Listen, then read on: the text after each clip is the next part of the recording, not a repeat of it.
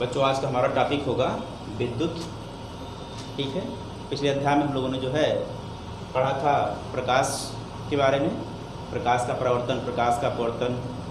ठीक है, तो अब हमारा जो नया अध्याय है वो विद्युत आवेश है, विद्युत है। और इसमें हम लोग पढ़ेंगे विद्युत आवेश क्या होता है, चालक क्या होते हैं, कुचालक क्या होते हैं। ठीक है, इन सब के बारे में अध्ययन हम लोग करेंगे। तो विद्युत आवेश, विद्युत में सबसे पहले हम लोग पढ़ेंगे विद्युत आवेश क्या है, इसे जानेंगे कि विद्युत आवेश क्या होता है, ये कैसे उत्पन्न होता है। ठीक है, तो सपोज हमने लिया कांच की एक छड़ लिया, कांच की एक छड़ लिया और उसको हमने रेशम से रगड़ा। ठीक है, और इसी प्रकार से अगर हम एबोनाइट की छड़ लेते हैं, एबोनाइट की भी छड़ ले लें। ठीक है, और उसे किससे रगड़े हम लोग, बिल्ली की खाल से रगड़े। इसी प्रकार यदि हम जो है कंघी को बाल से जब रगड़ते हैं, ठीक है, कंघी को किससे रगड़ रहे हैं, बाल से। तो कांच की छड़ को रेशम से रगड़ने पर, एबोनाइट की छड़ को बिल्ली की खाल से रगड़ने पर, और हम ये जो है कंघी लें यदि उसको बाल से रगड़ें, ठीक है, कंघे को बाल से यदि रगड़ें, तो हम यह देखते हैं कि वो कागज़ को, कागज़ के टुकड़े को या तिनके को या हल्की वस्तुओं को अपनी तरफ आकर्षित कर लेता है। जब एक पदार्थ को दूसरे पर रगड़ा जा रहा है, एक पदार्थ को दूसरे पर रगड़ा जा रहा है, जैसे कांच की छड़ को रेशम पर, एबोनाइट की छड़ को बिल्ली की खाल पर, जो कंघा होता है उसे बाल से, तो रगड़ने के कारण से क्या होता है, वह दूसरी हल्की वस्तुओं को अपनी तरफ आकर्षित करता है। तो पदार्थ का ये जो गुण है कि हल्की वस्तुओं को अपनी ओर आकर्षित कर रहा है, ठीक है, इसी गुण को हम लोग कहते हैं वैद्युत आवेश। पदार्थ का यही गुण क्या है, वैद्युत आवेश। रगड़ने के पश्चात जब वो दूसरी वस्तु को आकर्षित करेगा तो ये कहा जाएगा कि कांच की छड़ ने, ठीक है, एबोनाइट की छड़ ने या कंघे ने आवेश ग्रहण कर लिया। ठीक है, इन सब ने क्या कर लिया, आवेश ग्रहण कर लिया। तो अगर हम डिफाइन करना चाहें कि वैद्युत आवेश क्या हैं, वैद्युत आवेश क्या हैं, तो इस तरह से हम कह सकते हैं कि उपयुक्त वस्तुओं को आपस में रगड़ने से वे दूसरी हल्की वस्तुओं को अपनी तरफ आकर्षित करते हैं। पदार्थ के इस गुण को वैद्युत आवेश कहते हैं। तो ये बात हमें याद रखनी है कि पदार्थ का गुण है वैद्युत आवेश। जब इसको रगड़ा जाएगा तभी ये गुण इसमें आपको दिखाई पड़ेगा। बिना रगड़े ये जो है पदार्थ दूसरी हल्की वस्तुओं को अपनी तरफ नहीं खींचेगा, नहीं आकर्षित करेगा। तो पदार्थ के इसी आकर्षण वाले गुण को, जो कि रगड़ने के पश्चात उत्पन्न हुआ है, इसे कहा जाएगा वैद्युत आवेश। ठीक है,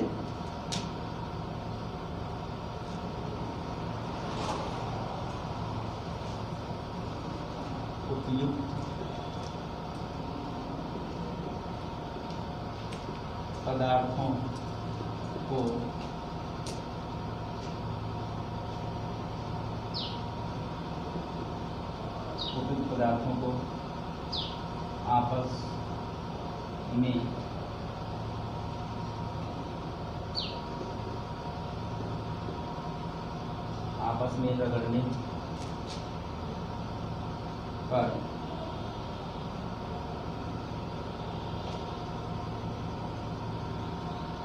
आपस में रगड़ने पर वे दूसरी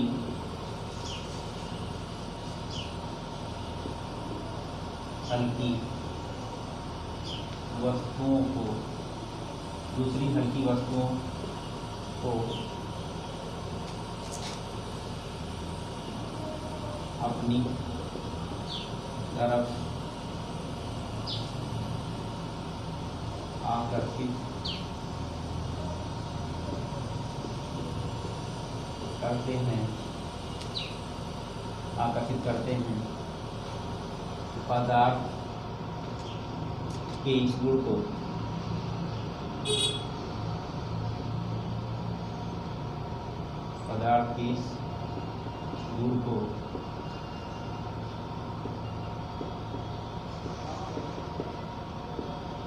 वैद्युत आवेश कहते हैं। ठीक है, उपयुक्त पदार्थों को आपस में रगड़ने पर वे दूसरी हल्की वस्तुओं को, दूसरी हल्की वस्तु का मतलब कागज़ का टुकड़ा, तिनका इत्यादि ऐसी चीज़ों को अपनी तरफ आकर्षित करते हैं। पदार्थ के इस गुण को हम लोग क्या कहते हैं? वैद्युत आवेश कहते हैं। तो ये डिफिनीशन है, ठीक है। अब आवेश जो होते हैं वो दो प्रकार के होते हैं। आवेश दो प्रकार के होते हैं। एक तो हमने कहा कि जो कांच की छड़ को हमने किससे रगड़ा? रेशम से रगड़ा, ठीक है। और दूसरा किसको रगड़ा हमने? एबोनाइट की छड़ को बिल्ली की खाल से। तो जो आवेश इस पर आया है, ठीक है, एक आवेश इस पर आया है और एक आवेश इस पर आया है, ठीक है। तो इस तरह से हम कहेंगे कि आवेश कितने प्रकार के होते हैं? दो प्रकार के होते हैं। एक जो रेशम की छड़ पर उत्पन्न हुआ है, एक जो कांच की छड़ पर उत्पन्न हुआ है रेशम से रगड़ने पर, एक जो एबोनाइट की छड़ पर उत्पन्न हुआ है बिल्ली की खाल से रगड़ने पर, ठीक है। इन दोनों पर जो आवेश आए हैं, ठीक है, एक आवेश इस पर, एक प्रकार का आवेश इस पर और एक प्रकार का आवेश इस पर। तो इस प्रकार से हम कह सकते हैं कि आवेश कितने प्रकार के होते हैं? दो प्रकार के होते हैं। आवेश दो प्रकार के होते हैं। दो प्रकार के कौन कौन से होते हैं? एक जो इस पे उत्पन्न हुआ है उसको हम लोग कहते हैं धन आवेश, और एक जो इस पर उत्पन्न हुआ है उसको कहते हैं हम लोग ऋण आवेश, ठीक है। तो आवेशों का नामकरण किया गया। जो पहले क्षण पर उत्पन्न आवेश है इसे धनावेश का नाम दिया गया, और जो दूसरे क्षण पर उत्पन्न आवेश है उसे क्या नाम दिया गया? ऋण आवेश। इस तरह से हमें ध्यान रखना है बच्चों कि आवेश कितने प्रकार के होते हैं, या वैद्युत आवेश दो प्रकार के होते हैं, ठीक है। अब आवेशों के उत्पन्न होने का कारण क्या है? आवेश क्यों उत्पन्न होते हैं, ठीक है। अब इसे हम लोग समझ लेते हैं। इसे जान लिया कि आपने जो है आवेश कितने प्रकार के होते हैं? दो प्रकार के होते हैं।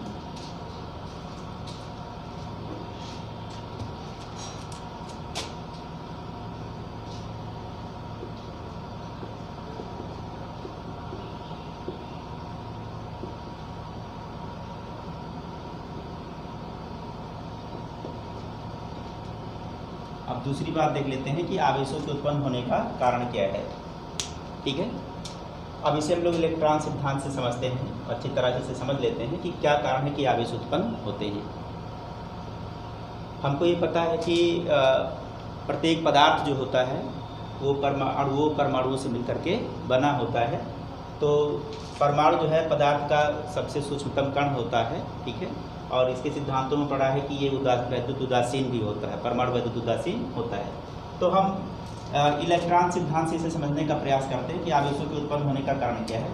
तो अभी हमने बताया आपको कि ये जो पदार्थ होता है, कोई भी पदार्थ है, जैसे हमारे हाथ में ये पेन है या चाक है, कोई भी चीज़ है, ये परमाणुओं के मिलने से ही बना होता है, ठीक है। तो परमाणु होते किस प्रकार के हैं? परमाणु जो है गोलाकार अति सूक्ष्म कण होता है, ठीक है। परमाणु गोलाकार अति सूक्ष्म कण होता है, और परमाणु के जो है केंद्र में नाभिक होता है। ये गोलाकार परमाणु होगा और इसका केंद्र होगा, इसके केंद्र में क्या होंगे? नाभिक होंगे। और नाभिक में दो चीज़ें होंगी, नाभिक में दो चीज़ें होती हैं, एक होता है प्रोटॉन, ठीक है, एक होता है प्रोटॉन और दूसरा कौन होता है? न्यूट्रॉन।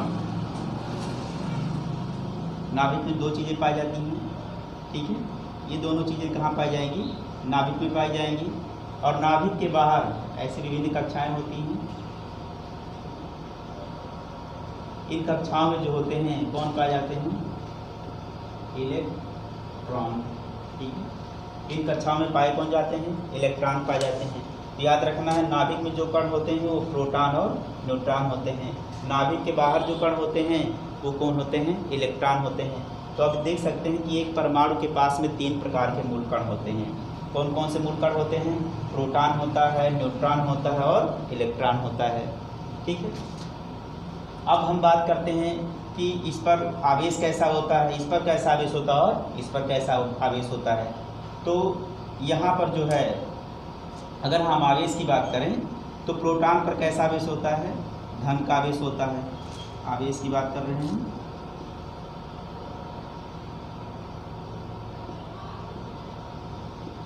तो प्रोटॉन पर कैसा आवेश होगा? धन आवेश होगा। न्यूट्रॉन पर कैसा आवेश होगा?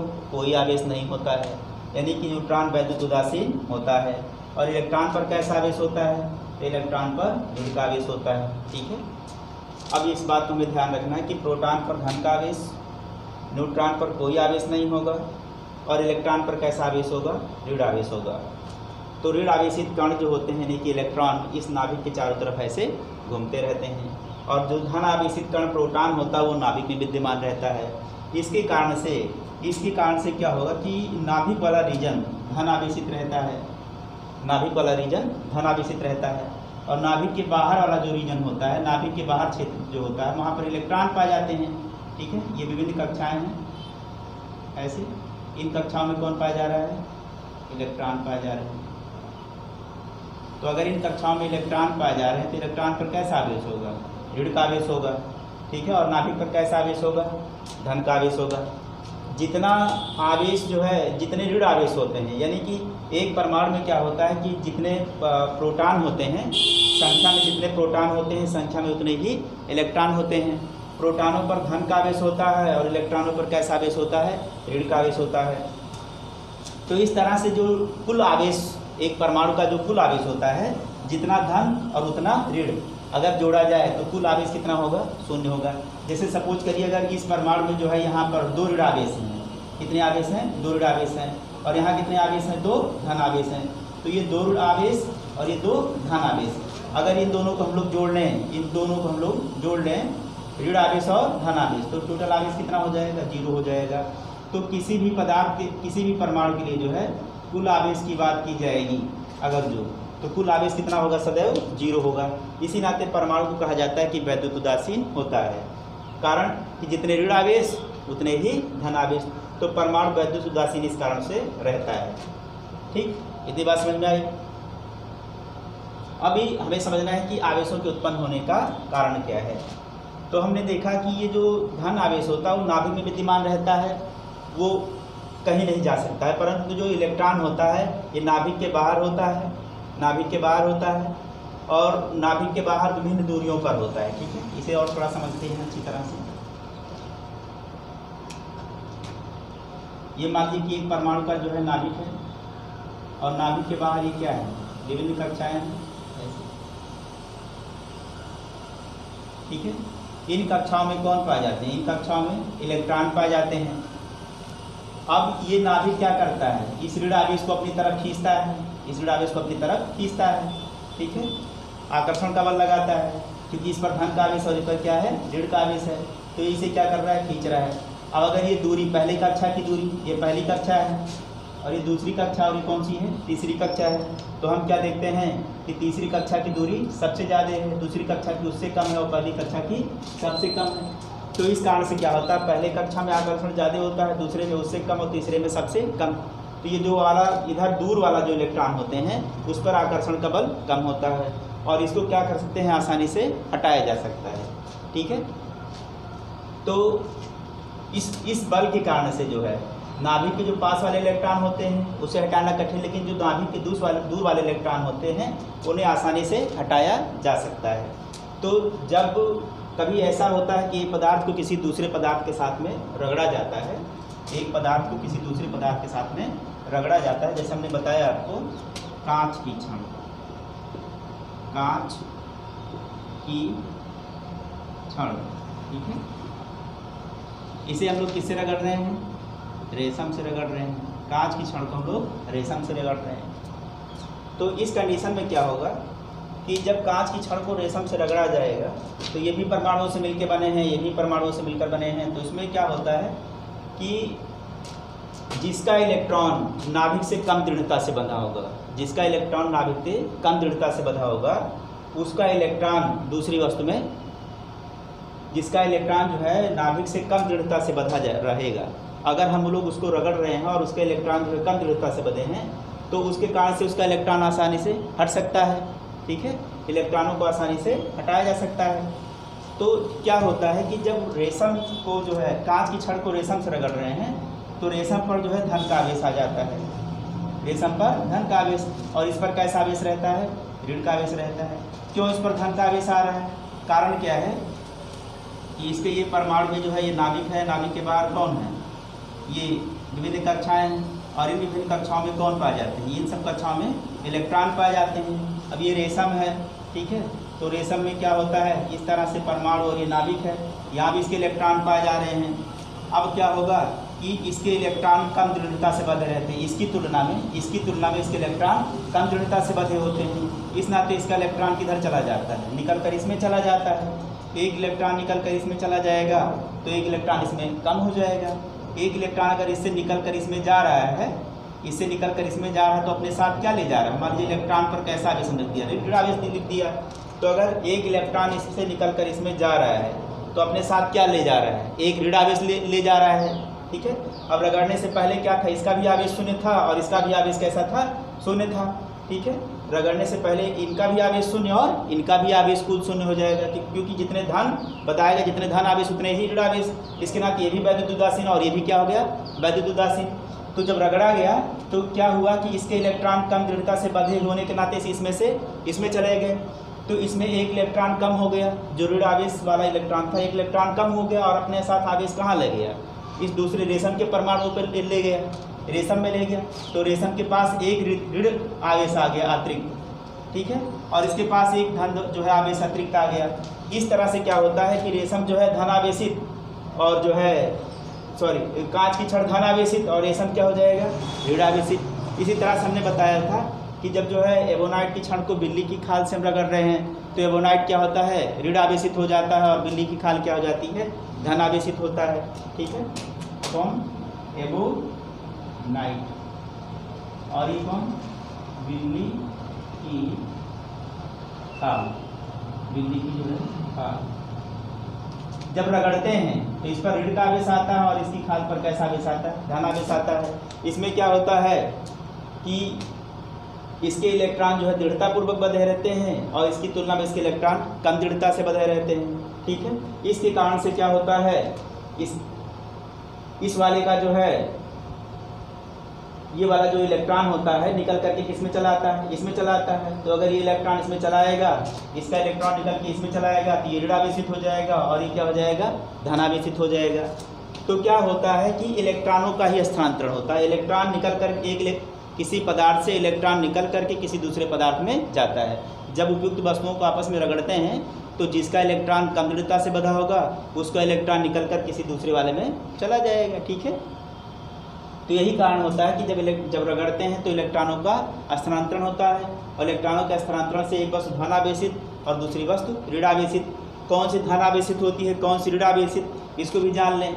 जिससे इलेक्ट्रॉन निकलेगा, अर्थात जिससे ऋण आवेशित कण निकल गया उस पर धन का आवेश, क्योंकि उस पर एक ऋण आवेश की कमी हो जाएगी तो एक धन आवेश उसकी तुलना में बढ़ जाएगा। तो इस तरह से जिससे इलेक्ट्रॉन निकले उस पर ऋण का आवेश, जिससे इलेक्ट्रॉन निकले उस पर धन का आवेश और जिसमें इलेक्ट्रॉन जाए उस पर ऋण का आवेश, ठीक है। तो अब अच्छी तरह से अपने दिमाग में बसा लीजिए कि जिससे इलेक्ट्रॉन निकलेगा उस पर ऋण का आवेश होगा, जिससे इलेक्ट्रॉन निकलेगा उस पर धन का आवेश होगा और जिसमें इलेक्ट्रॉन जाएगा उस पर जो है ऋण का आवेश होगा। इस तरह से क्या होता है कि एक पदार्थ जो है धन आवेशित और दूसरी जो है ऋण आवेशित। तो ये आवेश के उत्पन्न होने का कारण है, ठीक है। ये बात आपको समझ में आई होगी कि आवेश क्यों उत्पन्न होते हैं रगड़ने से।